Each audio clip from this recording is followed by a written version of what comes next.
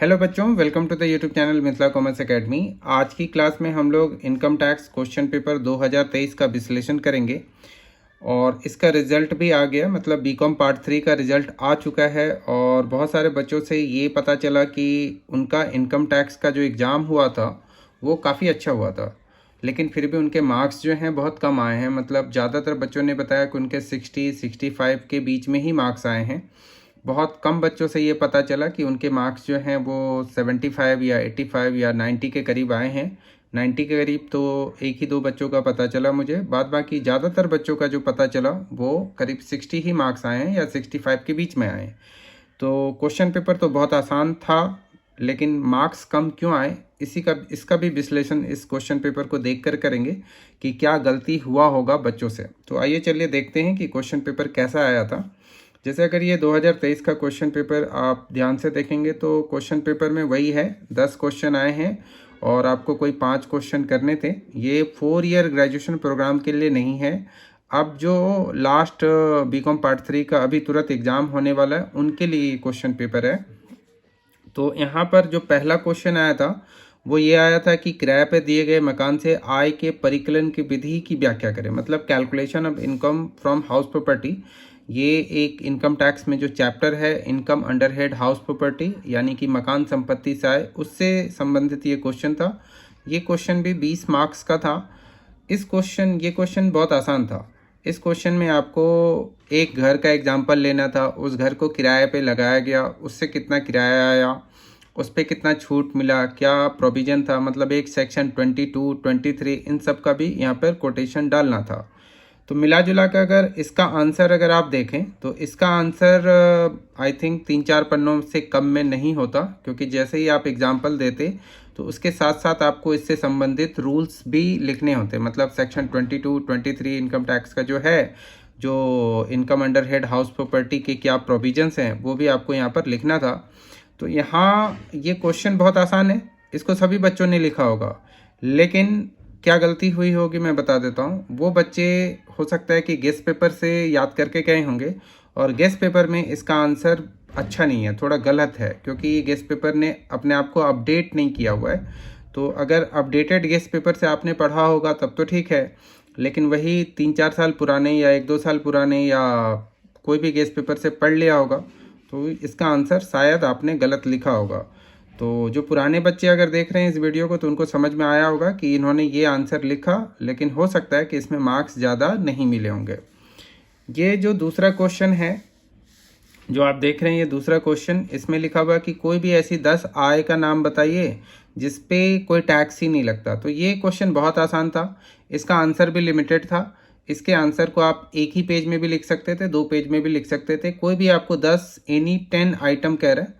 State का मतलब व्याख्या करना नहीं होता है, स्टेट का मतलब होता है कि केवल आपको लिखना है, कोई व्याख्या नहीं करना होता। यहाँ पे डिस्क्राइब लिखा होता या एक्सप्लेन लिखा होता तब थोड़ा सा बड़ा आंसर होता, लेकिन स्टेट का मतलब होता है कि केवल आपको बस बताने कि कौन कौन से ऐसे 10 आइटम हैं जो टैक्स जिन पे लगेगा ही नहीं। तो ये जिन्होंने लिखा होगा 10 अगर सही सही लिखे होंगे तो उनको पूरा मार्क्स मिला ही होगा, इसमें मार्क्स काटने की कोई ऐसी वजह नहीं है। जो थर्ड क्वेश्चन है ये है कि रेसिडेंशियल स्टेटस चैप्टर का क्वेश्चन है कि रेसिडेंशियल स्टेटस कैसे ज्ञात किया जाता है, निवासीय स्थिति कैसे ज्ञात की जाती है, उसके ऊपर है। ये देख रहे हैं, आयकर के संबंध में किसी एक व्यक्ति की निवासीय स्थिति कैसे ज्ञात की जाएगी। तो ये क्वेश्चन जिन्होंने अटेम्प्ट किया होगा, मतलब ये जो जिनका मैं क्वेश्चन पेपर लेकर अभी आपको एक्सप्लेन कर रहा हूँ, उन्होंने इस पर टिक लगाया हुआ है। तो यहाँ पे ये फंस गए होंगे। कैसे? क्योंकि इसमें एक क्वेश्चन नहीं है, इसमें 2 क्वेश्चन है और ज़्यादातर बच्चों ने इसमें एक ही आंसर लिखा होगा कि रेसिडेंशियल स्टेटस कैसे ज्ञात की जाती है। जैसे कि उन्होंने 182 दिन अगर इंडिया में रहते हैं या 60 + 365 डेज वाला जो कॉन्सेप्ट है वो लगाया होगा, उतना ही लिखकर छोड़ दिया होगा। लेकिन इसमें एक क्वेश्चन और भी है, explain the incidences of residential status on tax liabilities. मतलब यहाँ पर आपको ये बताना था कि कौन सी ऐसी इनकम है जो टैक्सेबल होगी एक आरओआर के लिए, एनओआर के लिए और एनआरआई के लिए। तो ये सारी चीज़ें भी यहाँ पर इन क्वेश्चनों में एक्सप्लेन करना था। तो कुल मिला जुला कर ये 2 चैप्टर का क्वेश्चन था। तो हो सकता है कि इसको जिसने अटेम्प्ट किया होगा तो यहाँ पे उसको 20 में से केवल 10 ही नंबर या हो सकता है 8 नंबर ही मिले होंगे। अगर आप इसका पूछेंगे कि कितने पेज में आंसर बनता, तो इसका देखा जाए तो कम से कम 6-7 पेज से ज़्यादा में आंसर बनता अगर लिखने के लिए बैठा जाए सही से। मतलब कंप्लीट 20 मार्क्स अगर आपको लेना था तो इसका जेन्युइन आंसर ही 5-6 पेज का बनता। तो आप अगर अपने से एक्सप्लेन करते तो 6-7 पेज लग ही जाता।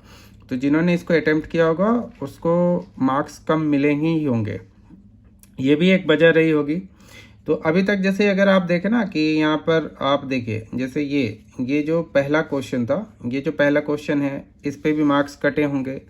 जो दूसरा क्वेश्चन है इस पे बिल्कुल भी मार्क्स नहीं कटा होगा, ये तो आसान सा था। तीसरा क्वेश्चन जिन्होंने थ्योरी बनाया होगा उनके मार्क्स कटे होंगे, और अगर गेस्ट पेपर से लिखा होगा तो और ज़्यादा कटे होंगे, क्योंकि गेस्ट पेपर्स में इसके आंसर गलत भी दिए हुए हैं। इसके बाद अगर चौथे की बात करें कि किसी एक व्यक्ति के कुल आय और कर दायित्व की गणना की विधि की व्याख्या कीजिए, कि what is the procedure of computation of income and tax liabilities. तो ये इसका आंसर भी गेस्ट पेपर में गलत दिया हुआ है। इसका आंसर आपको प्रॉपर वे में लिखने के लिए बुक से पढ़ना बहुत ज़रूरी था। इसका आंसर लिमिटेड है। लिमिटेड इसलिए है क्योंकि अगर आप बुक से पढ़ के गए हैं तो आपको केवल फॉर्मेट बनाना था कि टोटल इनकम कैसे करके कैलकुलेट की जाती है। तो 5 इनकम को जोड़ देना था, उसमें से लेस आपको डिडक्शंस दिखाना था।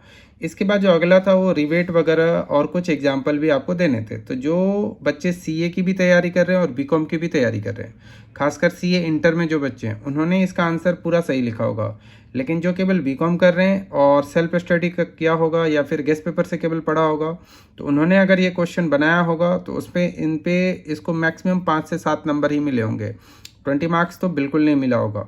लेकिन अगर प्रॉपर वे में उन्होंने कहीं कोचिंग लिया होगा, क्लासेस ली होगी, या उनके कॉलेज में क्लास हुआ होगा जहाँ पे कॉलेज के प्रोफेसर ने या फिर जो लेक्चरर हैं उन्होंने बढ़िया से उनको बताया होगा इसके बारे में, तभी ये इस पे 20 मार्क्स लाया जा सकता है। अदरवाइज इस क्वेश्चन को अटेम्प्ट करना ठीक नहीं था। मतलब इसके आंसर जो हैं वो परफेक्ट होने चाहिए, तभी 20 नंबर आपको मिलेंगे। क्योंकि इसमें देखिए, आप ध्यान से देखेंगे तो कुछ अपने से आप एक्सप्लेन नहीं कर सकते।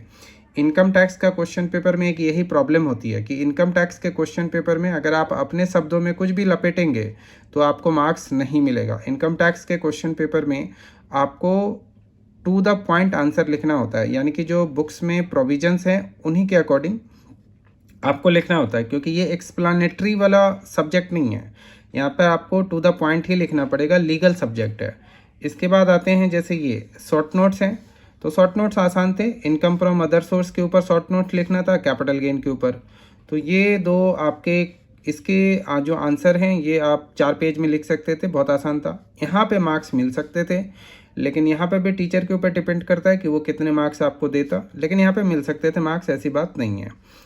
और differences between VAT and GST, तो वैट और जीएसटी में क्या अंतर है ये था। ये गेस्ट पेपर में आई थिंक क्वेश्चन था ही नहीं। इसके बाद functions of income tax authority, ये लंबा चौड़ा चला जाता। अगर आप इस शॉर्ट नोट्स को अटेम्प्ट करते तो बहुत ज़्यादा लंबा लिखना पड़ता। तो इसमें ज़्यादा बढ़िया था कि इनकम फ्रॉम अदर सोर्स और कैपिटल गेन क्या होता है। कैपिटल गेन का मतलब जब हम अपनी कोई लॉन्ग टर्म या कोई ऐसी संपत्ति बेचते हैं, शॉर्ट टर्म भी, तो उस पर जो फ़ायदा होता है उस पर, जैसे कि घर बेचा है या गोल्ड बेचा है तो उस पर। और अदर सोर्सेज आप जब पढ़ेंगे तो समझ जाएंगे। इनकम टैक्स मतलब 4 हेड में जो नहीं आती है वो अदर सोर्स में आती है। इसके बाद यहाँ तक आप देखिए कि ये जो 5 क्वेश्चन है ना, ये क्वेश्चन नंबर 5 है जैसे। तो यहाँ तक तो थ्योरी क्वेश्चन था। अब प्रैक्टिकल क्वेश्चंस की बात करते हैं। प्रैक्टिकल क्वेश्चंस में ये सैलरी का क्वेश्चन था। अब ये सैलरी का क्वेश्चन बहुत आसान था। जिन्होंने इसको बनाया होगा उनको मार्क्स बहुत ज़्यादा मिले होंगे, लेकिन जिन्होंने नहीं बनाया होगा, क्यों नहीं बनाया होगा, वो थोड़ा सा आप इसको मैं आगे बढ़ाऊंगा तो आपको समझ में आएगा। जैसे यहाँ तक क्वेश्चन ठीक था, यहाँ तक क्वेश्चन ठीक था। इसके बाद जब आप देखेंगे कि ये जो एडिशनल इन्फॉर्मेशन इन्होंने इतना लंबा चौड़ा दे दिया, तो इसको देखकर बहुत सारे बच्चे डर गए होंगे। लेकिन ये एडिशनल इन्फॉर्मेशन बहुत आसान था। आप जब इनकम टैक्स की तैयारी पूरी कर लेंगे और उसके बाद जब ये क्वेश्चंस को पढ़ेंगे तो आपको लगेगा कि ये क्वेश्चन आसान था। लेकिन जिन्होंने अच्छे से क्लास लिया होगा, पढ़ा होगा, उनको तो ये क्वेश्चन आसान लगा होगा। बट जिन्होंने नहीं पढ़ा होगा ठीक से या फिर गेस्ट पेपर के भरोसे होंगे, तो गेस्ट पेपर में ये क्वेश्चंस आपको बिल्कुल नहीं मिलेगा। तो फिर ये क्वेश्चन छोड़ना पड़ा होगा आपको। अगर क्वेश्चन आपने छोड़ा होगा, इस क्वेश्चन को अगर आप अटेम्प्ट करते और इसमें अगर आप इसका 80% भी सही बनाते तो आपको 80% मार्क्स मिलता ही मिलता। ये क्वेश्चन आसान था, बुक में भी इसका सॉल्यूशन गिवन है। आप अगर बुक खरीदेंगे इनकम टैक्स का तो वहाँ पर भी आपको इसका सॉल्यूशन गिवन होगा। साहित्य भवन पब्लिकेशंस की बुक है SC मेहरोत्रा जी की, तो वहाँ से आप देख सकते हैं। इस क्वेश्चन का आंसर आपको बड़ी आसानी से मिल जाएगा। ये तो हो गया, एक सैलरी का क्वेश्चन आया। इसके बाद जैसे ये क्वेश्चन था, यहाँ देखिए हाउस प्रॉपर्टी का था, तो ऊपर जो क्वेश्चन आया था सबसे पहला क्वेश्चन कौन सा था? तो सबसे पहला क्वेश्चन था, आपको मैं दिखा देता हूँ फिर से। ये देखिए, किराए पे दिए गए मकान के आय के परिकलन की विधि की व्याख्या कीजिए। Explain the procedure of calculation of income tax. Income tax ने इनकम फ्रॉम हाउस प्रॉपर्टी, यानी कि income from let out house property. ये क्वेश्चन का आंसर आप ना इसका सॉल्यूशन लिख सकते थे। इस क्वेश्चन का आंसर जो है, देखिए आप अगर इसको सॉल्व कर देते, ठीक, और यही क्वेश्चन वहाँ पर आप उसका आंसर लिख देते, मतलब पहले ये क्वेश्चन आप एग्जाम्पल देते और फिर इसका सॉल्यूशन दे देते तो हो जाता। मतलब केवल एक चैप्टर अगर आपका कंप्लीट होता, मतलब इनकम फ्रॉम हाउस प्रॉपर्टी आपका कंप्लीट होता, तो फिर ये क्वेश्चन और पहला क्वेश्चन हो जाता, मतलब 40 नंबर का क्वेश्चन आपका बढ़िया से अटेम्प्ट हो जाता। हालांकि ये बात मैंने जो पहले वीडियो बनाया हुआ था कि इनकम टैक्स की फाइनल रिवीजन कैसे करें, उसमें भी ये बात मैंने बताया हुआ था, और ये सभी क्वेश्चन जो मैंने पिछले वीडियो में बताया था वहीं से आए भी थे। मतलब वहीं से कहने का मतलब उसी जो क्वेश्चन मैंने गेस किया था वो सभी क्वेश्चन इसमें आए थे। तो ये देख रहे हैं, ये हाउस प्रॉपर्टी का ये आसान सा क्वेश्चन था। इसको जिन्होंने बनाया होगा अच्छे से तो उनको भी मार्क्स मिले होंगे। कुछ ज़्यादा था नहीं, लेकिन ये गेस पेपर में नहीं था, तो अगर आप गेस पेपर के भरोसे होंगे तो ये क्वेश्चन भी आपसे नहीं बनता। इसके बाद अगर बात करें कि जो 8वां नंबर क्वेश्चन है वो कैपिटल गेन का क्वेश्चन है। एज ए टीचर हम लोगों को तो ये क्वेश्चन आसान ही लगेगा। अगर मुझसे पूछेंगे कि सर कैसा है ये क्वेश्चन, तो मैं क्या बोलूँगा? मैं तो बोलूँगा आसान है, क्योंकि मैं तो पढ़ा रहा हूँ, मैं प्रैक्टिस में भी हूँ, मुझे सब चीज़ आसान ही लगेगा। लेकिन एज ए स्टूडेंट अगर देखा जाए तो थोड़ा सा ये भारी सा क्वेश्चन था, थोड़ा सा भारी था, ज़्यादा भारी नहीं था। लेकिन अगर आप बुक के एग्जाम्पल से क्वेश्चन ये आया हुआ है, वहाँ से अगर तैयारी करके गए होते, और मैंने अपने टेलीग्राम चैनल पे कुछ क्वेश्चंस भी भेजे थे कि ये सब क्वेश्चन आ सकता है, उसमें से ये भी क्वेश्चन था जो आया हुआ है। तो हालांकि ये इसको मिक्स में मानता हूँ कि ये थोड़ा भारी भी था, अगर आप छोड़ देते तो भी कोई बात नहीं थी।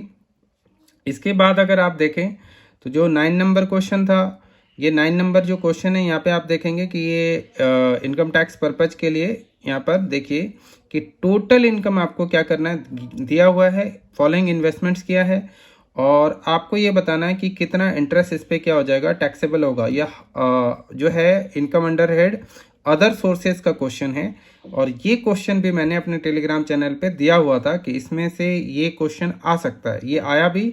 इसमें आपको केवल ये दिखाना था कि कितना आपका ब्याज है जो टैक्सेबल है। ज़्यादातर आप देख रहे हैं टैक्स फ्री ही लिखा हुआ है, तो इसका मतलब इस पर टैक्स लगता है नहीं। इसका 5% निकाल के दिखा देना था, इसका 5% निकाल के दिखा देना था। तो ये क्वेश्चन बहुत आसान था, लेकिन ये क्वेश्चन गेस्ट पेपर में आपको बिल्कुल नहीं है, बहुत आसान सा होगा। उसके बाद आते हैं और आगे चलते हैं, लास्ट क्वेश्चन देखते हैं। तो जो लास्ट क्वेश्चन है वो थोड़ा सा भारी था। आप कहेंगे कि क्यों भारी था? क्योंकि ये PGBP का क्वेश्चन था। एक मेडिकल प्रैक्टिशनर है, मतलब एक डॉक्टर साहब हैं, उन डॉक्टर साहब का हमें बिजनेस से कितना इनकम है, यानी कि उनके प्रोफेशन से कितना इनकम है, वो निकालना था। तो ये ऐसा टाइप का क्वेश्चन पहले कभी आया भी नहीं था, बहुत ज़्यादा। बहुत पहले आया होगा तो ठीक है, लेकिन 3-4 साल के अटेम्प्ट में तो मैंने नहीं देखा था। तो ये मैं भारी मानता हूँ, इसलिए मानता हूँ क्योंकि मैं देखता हूँ क्या कि जहाँ कहीं भी कोचिंग भी ले रहे हैं बच्चे, तो वहाँ पर भी ये चैप्टर जो है अच्छे से पढ़ाया नहीं जाता है। कहा जाता है क्या कि PGBP से कोई क्वेश्चन आएगा नहीं, इसका थ्योरी पढ़ लीजिए। तो ये क्वेश्चन थोड़ा सा CA के स्टूडेंट्स के लिए हैंडी क्वेश्चन है। जो CA की तैयारी कर रहे हैं वो तो कर सकते थे अटैम्प्ट, लेकिन जो नॉर्मल BCom की तैयारी यहाँ पे कर रहे हैं, खासकर LNMU से कर रहे हैं, तो यहाँ पर हम इन चैप्टरों को उतना ज़्यादा ध्यान से देखते नहीं हैं। और हमारे सिलेबस में भी लिखा हुआ है कि जो PGBP का क्वेश्चन है वहाँ पर हम आपको ऐसा प्रैक्टिकल क्वेश्चन पूछेंगे नहीं, लेकिन फिर भी पूछ दिया। होता है कभी कभी कि थोड़ा सा पेपर टफ बनाने के चक्कर में पूछ देते हैं। तो ये क्वेश्चंस को अगर हम छोड़ दें तो मिला जुला के अगर हम पूरे क्वेश्चन पेपर का एनालिसिस करें तो क्वेश्चन पेपर आसान था, लेकिन अगर आप इस क्वेश्चन पेपर का क्या करते कि थ्योरेटिकल क्वेश्चंस अटेम्प्ट करते तो आपको बहुत सावधानी बरतनी पड़ती, क्योंकि जितने भी थ्योरेटिकल क्वेश्चंस थे उसमें टू द पॉइंट और एज पर लॉ आपको आंसर लिखना होता। तो यही एक गलती हुई होगी इनकम टैक्स के पेपर में कि इनकम टैक्स का जब पिछले साल जो बच्चों ने, पिछले साल तो नहीं इसी साल एग्ज़ाम हुआ है, तो जिन बच्चों ने एग्ज़ाम दिया होगा उनके जो मार्क्स कम आए हैं उसका कारण ये रहा होगा कि उन्होंने ज़्यादातर थ्योरी क्वेश्चन अटेम्प्ट किया होगा और थ्योरी क्वेश्चन में उन्होंने अपने शब्दों में आंसर लिखा होगा, या फिर हो सकता है गेस्ट पेपर से आंसर लिखा होगा। तो गेस्ट पेपर अपडेटेड नहीं है और थ्योरी अपने से आंसर लिखा होगा तो भी उनका गलत हो गया होगा। अब मेरा सजेशन आपके साथ ये है कि इस साल अगर आपको एग्ज़ाम देना है इनकम टैक्स का, यानी कि आप ये वीडियो देख ही रहे होंगे इसीलिए क्योंकि आपका एग्ज़ाम होगा, तो आप सबसे पहले एक बुक खरीदिए और बुक खरीद कर सेल्फ स्टडी करते हैं तब भी बुक खरीदिए, और कोचिंग अगर जा रहे हैं तो वहाँ पे अगर आपको नोट से पढ़ा रहे हैं तो आप तब भी बुक खरीदिए और उनको कहिए कि बुक से कुछ क्वेश्चंस आपको करवाएं, तभी जाकर आपका इस साल का जो पेपर होगा वो ज़्यादा अच्छा होगा। तो मेरा लास्ट सजेशन ये है कि इनकम टैक्स की तैयारी गेस्ट पेपर से ना करें, इनकम टैक्स की तैयारी आप बुक से कीजिए। तो आज के इस वीडियो में इतना ही, फिर हम लोग नेक्स्ट वीडियो में और भी दूसरे क्वेश्चंस पेपर की चर्चा करेंगे। आज के लिए इतना ही। Thanks for watching the video. और आपका कोई डाउट वगैरह हो तो आप टेलीग्राम चैनल पे आइए और वहाँ पे डाउट पूछ सकते हैं, ठीक है। व्हाट्सअप नंबर भी है, आप व्हाट्सअप करके भी अपने डाउट्स पूछ सकते हैं। जैसे ही मुझे समय मिलेगा या मैं आपका मैसेज देखूँगा तो यथासंभव मैं उस पर रिप्लाई ज़रूर करूँगा। तो आज के लिए इतना ही। Goodbye, thank you so much.